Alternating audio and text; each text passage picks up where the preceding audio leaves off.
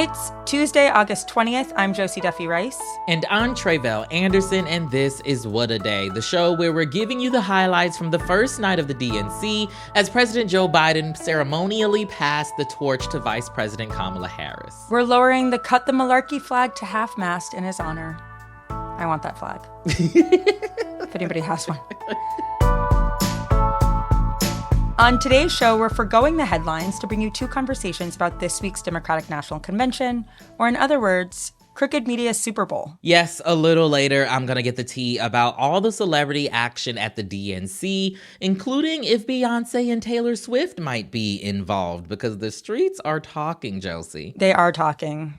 The streets rarely know what they're talking about, but maybe this time they do.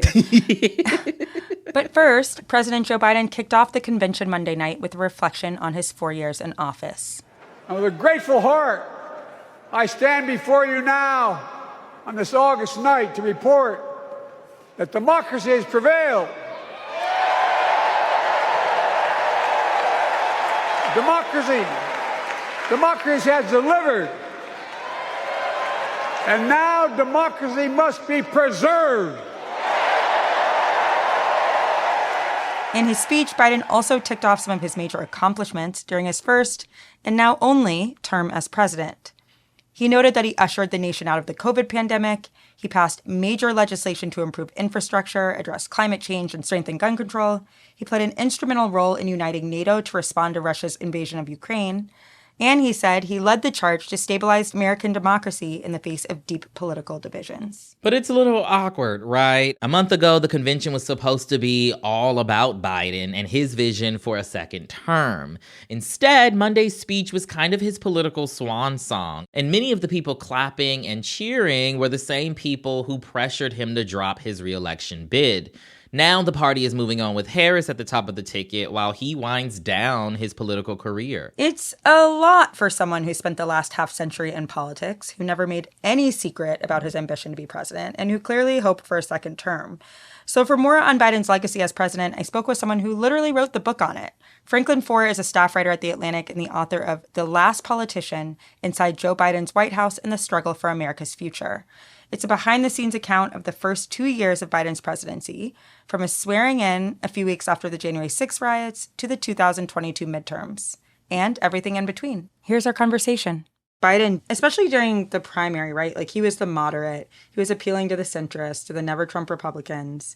But he's been a pretty progressive president, especially up until Gaza. Of course, it's debatable, but in 4 years, his administration relaxed laws around birth control and medication abortion. They pushed to extend Title IX protections to cover LGBTQ students. He lowered some prescription drug costs. He wiped out tens of billions of dollars in student debt, aggressively pursued antitrust litigation against tech companies. They bolstered unions. Like, it goes on and on and on. Obviously, it's not totally binary, but do you think that this is who he imagined he'd be as president, that this is the agenda he envisioned? Not quite, largely because in his own head, he's a great man in history. And I think he wanted to have an accomplishment that you would set next to the New Deal or the Great Society.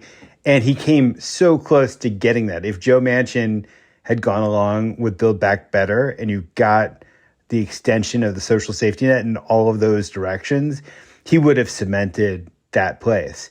I think in your list of accomplishments, I would also point to the Inflation Reduction Act, which I think is maybe potentially the biggest of them all. And so much of that actually depends on its implementation over the course of the next 4 years. Right now, it looks like Obamacare. It looked like after the first couple of years, you weren't sure whether it would be judged a success or not. But if the Harris administration is able to finish implementing the Inflation Reduction Act, you then have this massive jumpstart to a green economy where he basically took a big chunk of the Green New Deal and he made it happen. You know, in some ways, it's like that he aimed for so much with this thin majority meant that there was inevitably disappointment when he failed to shoot the moon. But on the other hand, by pushing so hard for so much, he was able to get what he was able to get. So, I mean, I think you're also probably alluding to the bipartisan nature of what he was able to accomplish in the CHIPS Act and the infrastructure bill and the like.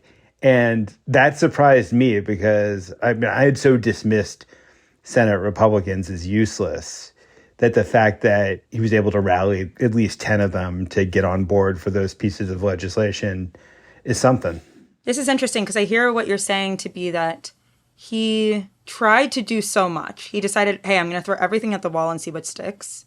More than maybe we realize stuck, but also that has kind of hurt him in some way because people also realize what didn't stick. Am I hearing that correctly? Yeah, it doesn't feel as good as it should. Because he bloated expectations by creating the possibility of doing a successor to the New Deal Great Society. Let's talk a little bit about his failure. So Gaza, I feel like, is definitely the biggest one in the sense of like how it's kind of like shaped the politics of the country in some ways. But there's also Afghanistan, and then obviously inflation is up. I don't know if we would consider that his failure, but it has happened under his watch. What do you take from that? How do you think that that kind of has affected his legacy, if it has affected it at all? I think it's affected the perceptions of Joe Biden. So you look at all of these things. You look at Afghanistan, you look at inflation, you look at Gaza, you look at the border. I think the way that people perceive these things, a lot of people perceive things, is that the world is spinning out of control and that there was this old guy who just didn't have the energy to put a cork in it. He couldn't stop the world from descending into chaos. And maybe the world descended into chaos because he was old and people perceived his weakness. And I can't say that there's maybe not some truth to that on some level, but just to go item by item, I think with Afghanistan, I think that's a decision that may look much better with time. Everybody said on the day that this was evidence of America's weakness. Nobody would ever trust America again. But America was able to, and Biden especially, was able to rally a coalition to try to stymie Putin pretty effectively. American leadership hasn't disappeared because of Afghanistan. And he was able to effectively turn the page on America's longest war and on the war on terror and pivot American foreign policy in a different direction. When it comes to inflation, there was a trade-off in what he did. He kept America running at full employment. And so people paid higher prices in exchange for having jobs. People don't think in that sort of way. They just think about how they experience the economy. And Gaza's a mess. I mean, the question that I think fairly gets asked is if he had been more active and taking harsher steps to try to bend Netanyahu to his will, could he have meaningfully changed the way that Israel prosecuted its war, or not even prosecuted the war at all? And I think that there's maybe even some wishful thinking that happens there, because Israel is an independent nation that has its own interests. And I mean, in his thinking, I think if you cut off Israel altogether, then you'd have zero leverage. I think it's fair to say, okay, well, you have this leverage. You haven't effectively been able to deploy it. The thing that's interesting, and you kind of touched on this with like thinking about the world of possibility, right? But it is true that Biden did some pretty big things. It's not to say he didn't make any mistakes, but he accomplished a lot, and it didn't really translate to voter enthusiasm. What is that about? Like, was it really just his age? Was there something else? Because even before the debate, people weren't excited. Yeah, they weren't buying what he was selling. There's no doubt about it. He wasn't making an argument. I mean, that's the frustrating thing. When Harris first appeared as the nominee, what was so refreshing, I mean, it was the basics. She was making arguments. She was attacking her opponent. She was packaging her positions. So I think he wasn't actually even running a campaign before. I mean, there was nothing for people to latch onto. I think age is hugely significant. I've gone back and I've tried to talk to people in the administration as best I can to just ask the question. Because I wrote about his first 2 years, and age was there in the story, but it didn't feel like he was unable to do the job. And I was like, wait, did I miss something in the course of this? And people are like, no, in the first couple of years of the administration, he's different than he is now. Age comes on you incredibly quickly. And 6 months when you're rounding 80 matters in pretty extraordinary ways a lot of the time. And I think that decline has hit him harder because you know what's really stressful and takes a lot out of you? Running for president. You argue in your book, or the premise of your book is basically that Biden is essentially the last of a dying breed of politician. Can you tell us a little bit what you mean by that? What I meant was that we've gone through this cycle where both Trump and Obama were anti-politicians who ran against the system, who thought that the system was somehow inherently corrupt. And Biden had this underlying faith in the ability to use politics as a way of bridging disagreements. And so you had to prove that persuasion was still possible, that compromise was still possible, that it was still possible to accept defeats when you were legitimately defeated.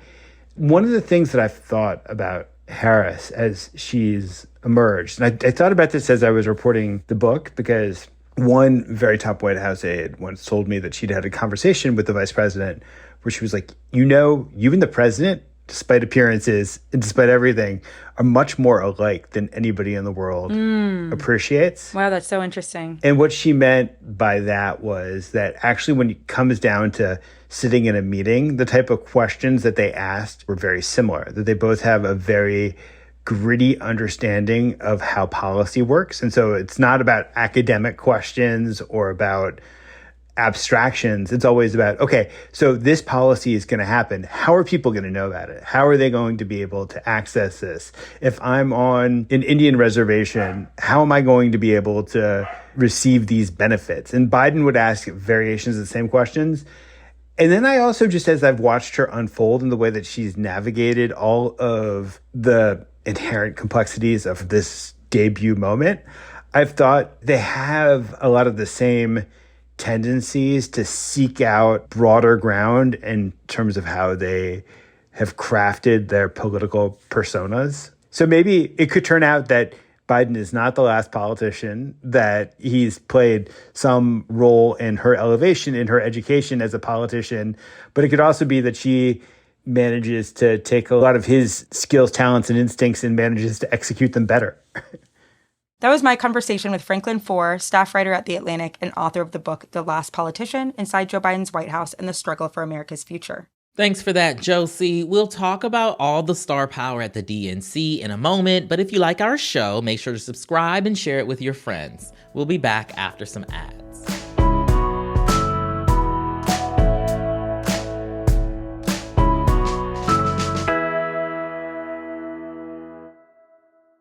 What A Day is brought to you by Delete Me. Having your personal information on the internet is like giving strangers the key to your front door. Delete Me can keep that door locked and your information safe. Take control of your data and keep your private life private by signing up for Delete Me, now at a special discount for our listeners. You may not think you need Delete Me, but you need to get it now so you have it before it's too late. Because your information is out there. You can go to all these random websites. People got your address, your phone number. And Delete Me helps reduce the personal information of yours that is on the internet. And it is the best money I spend every year, I swear. It provides a peace of mind, you know? Today, you can get 20% off your Delete Me plan when you go to joindeleteme.com/WAD and use promo code WAD at checkout. The only way to get 20% off is to go to joindeleteme.com/WAD and enter code WAD at checkout. That's DELETEME. That's joindeleteme.com/WAD, code WAD. What A Day is brought to you by Policy Genius. Listen up, people, okay? It is never too late, okay? And it is always a good time to start thinking about some life insurance. I don't care how old you are. I don't care what you got going on. The time is now. Time is now. And Policy Genius helps you find the right life insurance policy at the best price so you know your family's future will be protected. And not only is it never too late, it's never too early. Because things happen. They do. Not to get too deep on your commute, but you never know. With Policy Genius, you can find life insurance policies that start at just $292 per year for $1 million of coverage. Some options offer same-day approval and avoid unnecessary medical exams. So be ready for the future with Policy Genius. Head to policygenius.com or click the link in the description to get your free life insurance quotes and see how much you could save. That's policygenius.com. What A Day is brought to you by Brooklinen. Some things in life are worth spending on, and you sleep in your sheets every night So Brooklinen is one of them. Brooklinen's value is the best, even helping you save when you bundle. The hardcore bundles come with everything you need: a fitted sheet, a flat sheet, a duvet cover, and 4 pillowcases. You can even choose to mix and match from a variety of colors and patterns to fit your particular style. We have told y'all many times before about the fabulous stuff over at Brooklinen.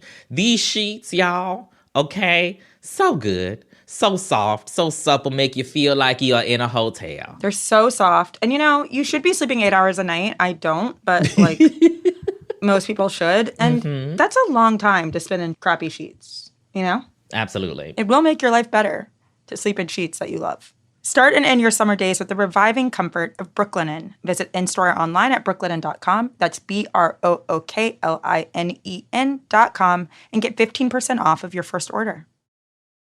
And we are back with more on this week's DNC. It's basically a send-off party for President Biden and a welcome party for VP Harris. And the Democrats aren't going to throw a party without inviting a bunch of their celebrity friends. Yeah, that's, we need some party in the party, So who are some of the A-list guests that people are thinking are going to show up this week? Everybody's talking about Beyonce, Josie. Look. That's who the streets want to see. That is who the streets want to see. That is true. I also heard, Taylor Swift might show up. People love her. Taylor Swift is also out in the streets. Absolutely. Gowns, beautiful gowns. Very much so. No matter who comes through, though, it'll be much better than Hulk Hogan and Kid Rock celebrating Trump at the RNC a few weeks ago.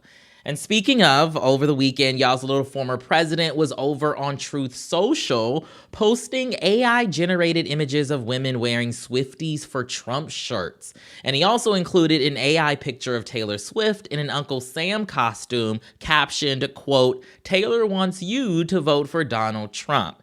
He said he, quote unquote, accepted this fake endorsement, so definitely not beating those weird allegations now. Anyway, I wanted to find out more about the real famous folks throwing their support behind the Harris-Walz campaign this week.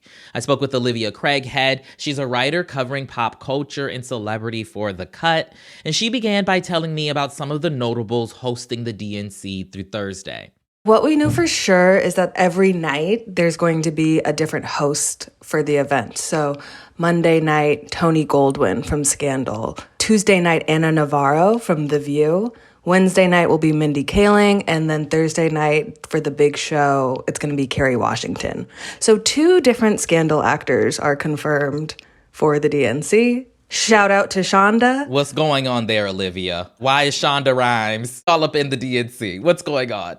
Those 2, Tony Goldwyn and Kerry Washington, just kind of love a little GOTV moment. They're some of our biggest Democrats, I guess, and they've worked their way up to DNC level. Kerry has been in the DNC a couple times. She's an old pro at this point. Certainly. Now, there are some rumors swirling about potential appearances this week by a one Beyonce Giselle Knowles-Carter, perhaps a Taylor Swift. What is the likelihood of these mega stars showing up in Chicago? The way I see it, it's much more likely that Beyonce shows up than Taylor shows up. That is kind of how I see it. I think Beyonce is a little more politically engaged than Taylor is. Taylor's also currently, as we're talking, in London, wrapping up the European leg of the Eras tour. So she might honestly be tired. But I don't think Beyonce would miss out on the opportunity to perform for what might be the first Black woman president. I feel that she understands the importance of the moment. Yeah. I also have to ask, what would be the significance if someone like a Beyonce or a Taylor Swift do not just show up, but perform at the DNC? If I were planning the DNC, what I would be hoping for was a big, huge moment that really got people excited about the idea of voting Democrat. And that is exactly what a big moment like that would do. No offense to boomers, but I know that James Taylor is performing, and that is not exactly the same thing as Beyonce as Taylor. At all. Now, TMZ recently reported that the Harris-Walz campaign is trying not to overdo it with celebrities at the DNC this year. I wonder from your vantage point what some of the risks might be of too much celeb presence in this or any election. So in 2020, it was a COVID convention, so everything was a little more scaled back. But I don't know if you remember 2016, that was a celebrity bonanza of a convention. And it felt out of touch, is what I would say. It felt like, why was Lenny Kravitz performing at the DNC? Why did we have to have Katy Perry get up and say, "Let's roar for Hillary"? I think some of those moments can be cheesy, especially, do you remember that video of all the celebrities singing Fight Song a cappella from 2016? I do. Yes, I do. This is our fight song. Take back our life song. It's stuff like that I think is easy to clown on, that the Harris-Walz campaign would be smart to sort of shy away from and focus on like actual issues that they're trying to get out right now. Yeah, and also, I mean, just generally speaking, in what ways have you seen celebrity involvement in elections change over time? When I was a kid, it was all about rocking the vote, and there was less of a connection from celebrity to regular person.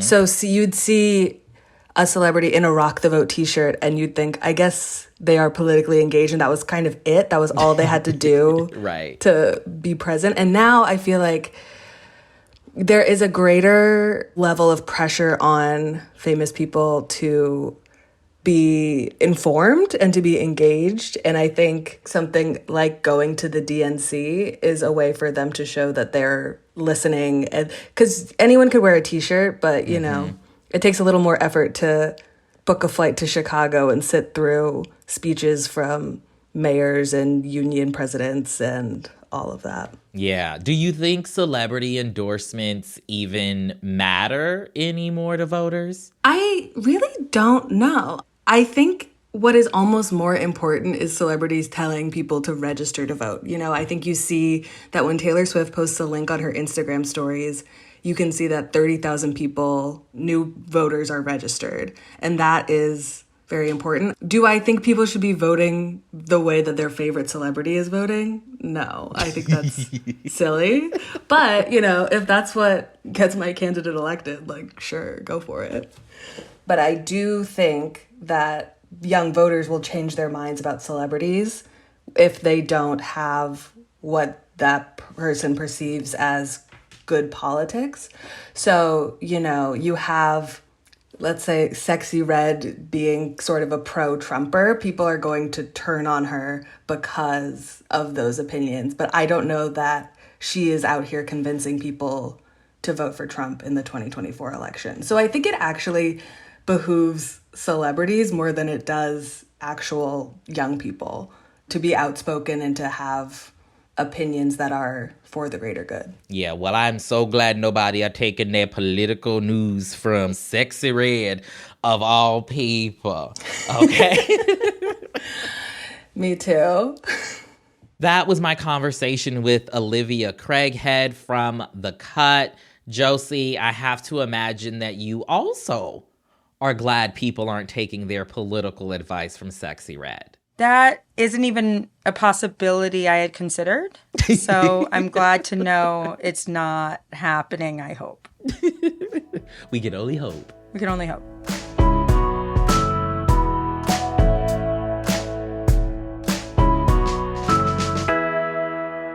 One more thing before we go. We all know this election year is not the time to throw away your vote and crawl into a corner, hoping the presidential election flies by. It is exactly the time to get involved, get moving, and convince you and all the other undecided voters in your life to show up to the ballot box this November. So tune into Season 4 of The Wilderness, where Pods of America host Jon Favreau talks to some of the smartest strategists, pollsters, and organizers in politics. He also explores the thought processes of voters who are slipping away and dives into what we can do between now and November to secure our democracy. The full series is out now, so head on over to the Wilderness feed to listen. That is all for today. If you like the show, make sure you subscribe, leave a review, try to act chill if Beyonce shows up at the DNC, and tell your friends to listen. And if you're into reading and not just the lineup of DNC speakers like me, What A Day is also a nightly newsletter. Check it out and subscribe at crooked.com/subscribe. I'm Tre'vell Anderson. I'm Josie Duffy Rice. And Washington Goldwyn 2028. We're starting early, people, okay? He'd be a great VP. All you have to do is just look hot all the time. Can you picture two white men more different than Tony Goldwyn and Tim Walz? Well, beauty is in the eye of the beholder.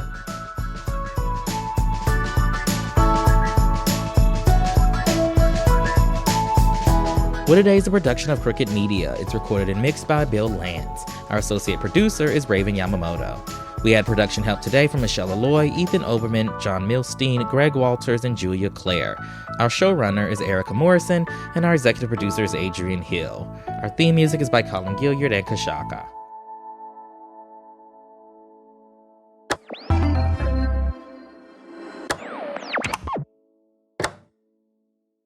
Peanut butter and jelly, dinner and a movie, rock and roll. Some things are just better together. In fact, it'd be pretty cool if you could get your favorite streaming apps and internet together, right? Xfinity thinks so, and that's what Xfinity Stream Saver was designed to deliver. When you add Xfinity Stream Saver to your internet, you get Apple TV Plus, Netflix, and Peacock, all for just $15 a month. That's a whole lot of entertainment for your money, all on the network built for streaming. Switch today. Restrictions apply. Not available in all areas. Price subject to change. I can get 4 of my faves at McDonald's for an amazing price. I just have to say the secret words. McDonald's $5 meal deal. With these magical words, I can get a McDouble, a McChicken, or a hot and spicy McChicken. Plus, a 4-piece chicken McNuggets, small fries, and any small soft drink. All of this is just $5. Actually, everyone can get the McDonald's $5 meal deal, so it's really not a secret. I'm just in a library right now. Ba-da-ba-ba-ba. Prices and participation may vary. Cannot be combined with any other offer or combo meal.